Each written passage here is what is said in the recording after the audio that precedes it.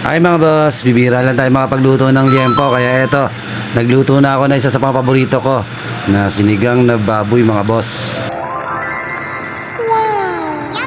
Napakasarap naman talaga nito, lalo na pag may sausawang kamaanghang.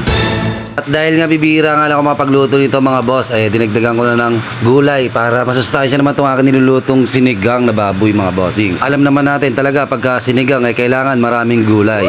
At syempre una ay nagpapasalamat ako sa Panginoon dahil lagi tayong binibigyan ng blessings araw-araw. Kaya huwag tayong makakalimot magpasalamat sa Panginoon. Maliit man o malaki ang ibigay sa atin. Salamat po, Papa G. Nice.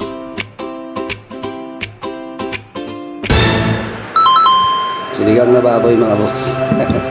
Ayan, bira na lang magluto nito. Kaya eto, napag-crave sinigang.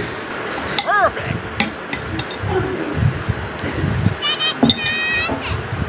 Higop abaw. Ang sarap ng sabaw. No. Patis. Na may sili. Oh my God. Ayos na. Mas may mga sili. Ito.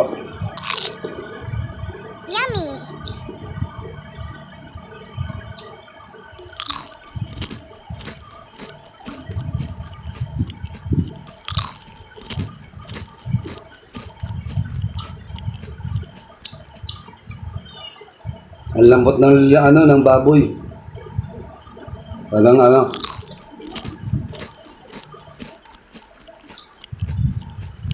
nakuluan ko siya na matagal, kaya ganyan.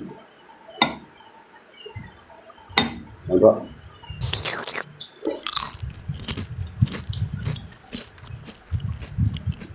Pasal talaga ng sinigang na baboy, kaso nga lang, siyempre, iba pa rin yung isda. Tapos pag nakatingin ko naman ng ganito, talaga napakasarap.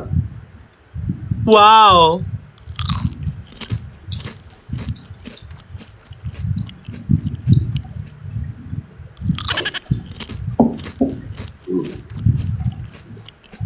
Tama boss.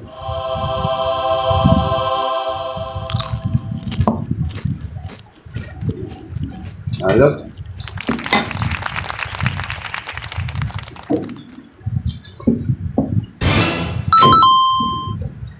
Tama boss. Ubos ang kanin. Extra rice pa.